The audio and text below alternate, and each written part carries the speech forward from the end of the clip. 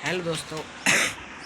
कल तक हमने सिकंदर के साथ आने वाले लेखक नियार्कस आर्नेस्ट के कथा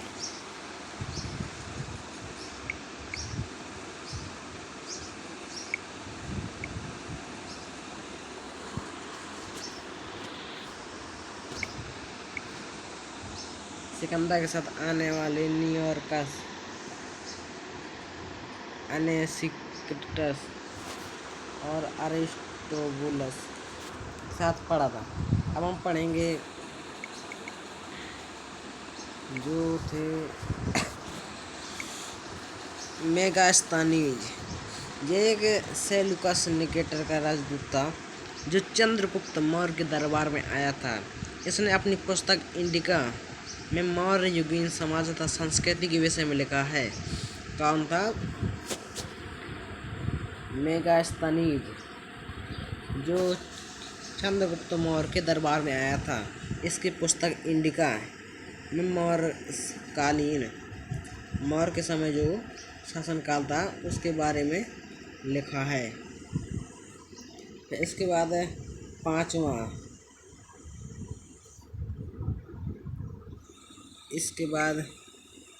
पांचवा है जो डाइमेकस।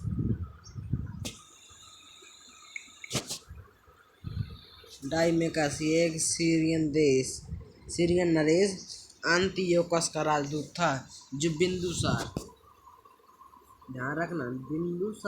के समय आया था। इसका विवरण भी मौर्य युग से संबंधित है, मतलब कि जो इसका विवरण मिलता है वो मौर्य युग में मिलता है। छठवां है डायोनिसियस।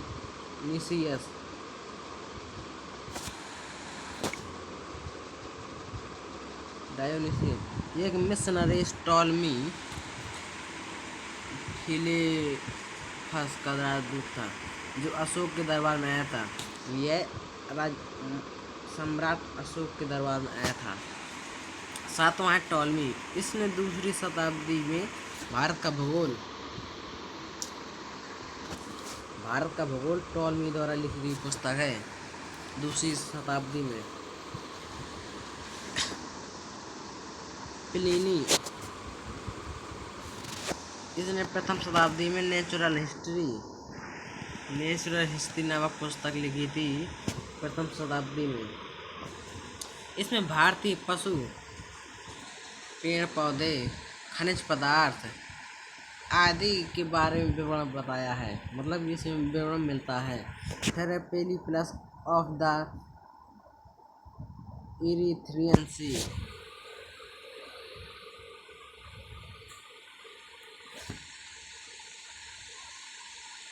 इरीथियन, इस पुस्तक के लेखक के बारे में जानकारी नहीं, मतलब कि इसके लेखक कौन है ये पूरी जानकारी अभी नहीं है।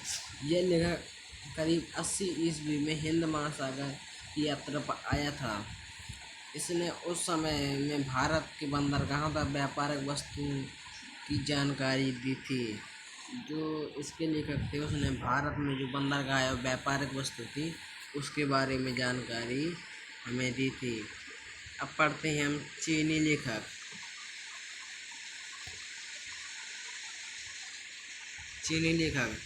फहियान।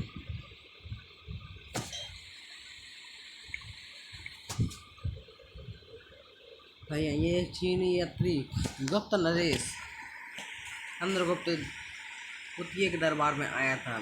इसने अपने विवरण में मध्य प्रदेश के समाज एवं संस्कृति के बारे में वर्णन किया है।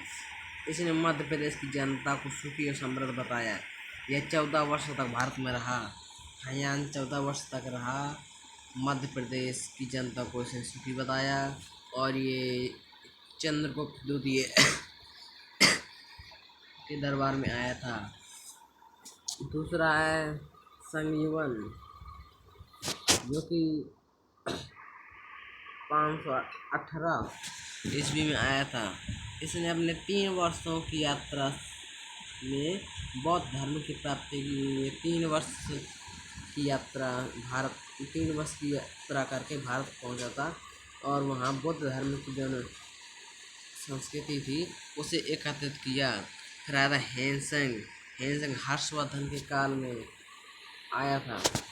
हर्षवर्धन एक भारत का महान साम्राज्य था। हेनसेंग 629 हेनसेंग 629 ईस्वी में चीन से भारत के लिए प्रस्थान किया था। कितने में? 629 में चीन से यहाँ के लिए प्रस्थान किया था 629 ईस्वी में। लगभग एक वर्ष की यात्रा के बाद सर्वप्रथम वह भारतीय राज्य कपिसा में पहुंचा था। भारत में 15 वर्ष ठहर कर 645 ईस्वी में चीन लौट गया। वह बिहार के नंदला जिला स्थित नंदला विश्वविद्यालय में अध्ययन करने लगा था और भारत के बौद्ध ग्रंथों को एकत्रित कर ले जाने के लिए आया था और इसने नंदला विश्वविद्यालय में शिक्षा भी प्राप्त की थी। इसका भ्रमण वृत्तांत सीयूकी नाम से प्रसिद्ध है।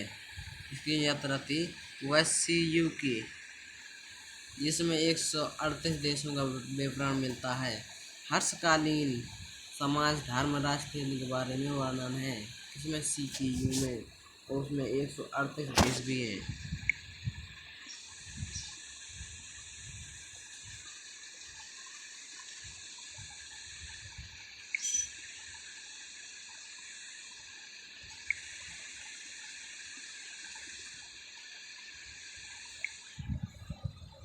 इसके अनुसार सिंध का राजा शूद्र था। हेन सिंह ने बुद्धि की प्रतिमा के साथ साथ सूर्य और शिव की प्रतिमा का भी पूजन किया है।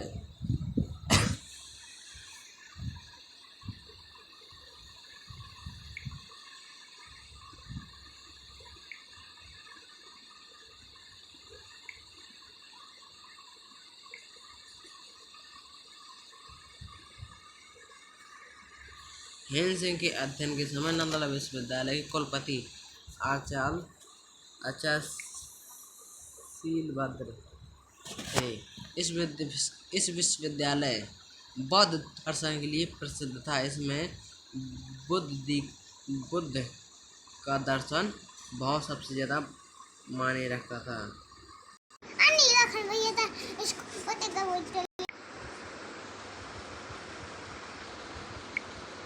इत सिंह यह 7वीं सदी के अंत में भारत आया था। इसने अपने विवरण में नंदला विश्वविद्यालय, विक्रमाशील विश्वविद्यालय तथा भारत का वर्णन किया है। अरबी लेखक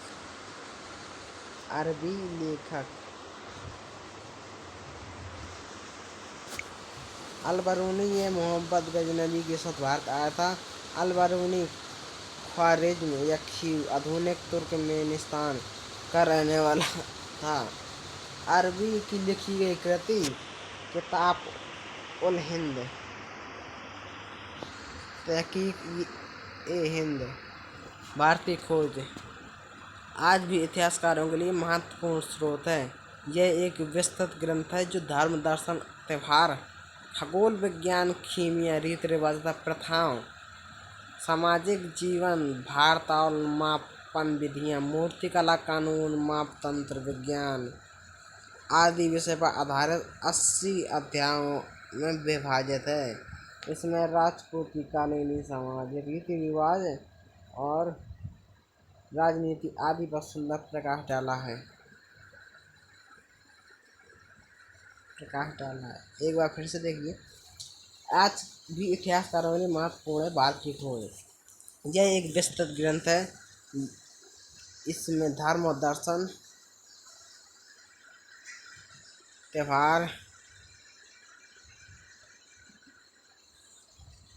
खगोल विज्ञान, कीमिया, रीति रिवाज, प्रथाओं, सामाजिक जीवन, भार मापतौल, मापन विधियाँ,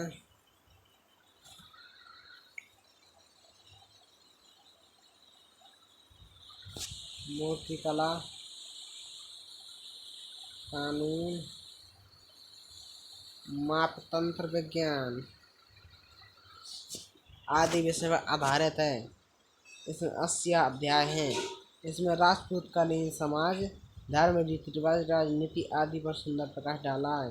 ये 4-5 जो लेसन है, इसमें ज़्यादा प्रकाश है इनका।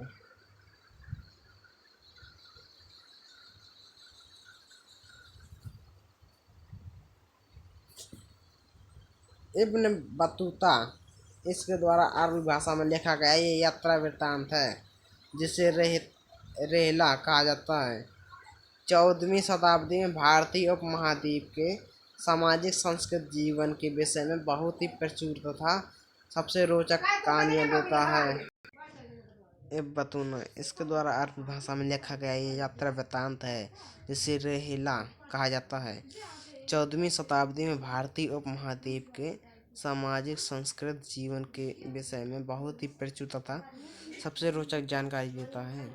1333 ईस्वी में दिल्ली पहुंचने पर इसकी विद्वता से प्रभावित होकर सुल्तान मोहम्मद बिन तुगलक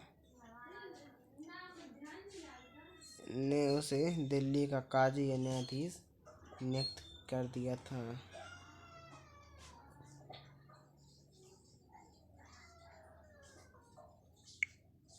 अन्य लेखक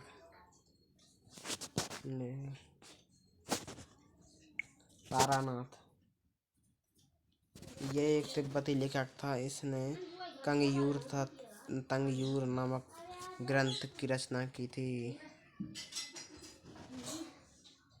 इसमें भारतीय इतिहास के बारे में जानकारी मिलती है। कंगयूर तंगयूर, इसमें भारतीय इतिहास मिलता है। मार्को पोलो यह 13वीं शताब्दी के अंत में पांड्य देश की यात्रा पर निकला था, जिसका विवरण पांड्य इतिहास के अध्ययन के लिए उपयोगी है।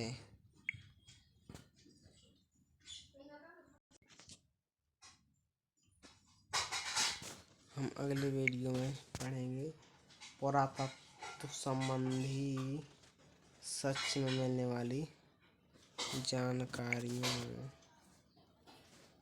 ओके गाइस, वीडियो यहीं ख़त्म करते हैं।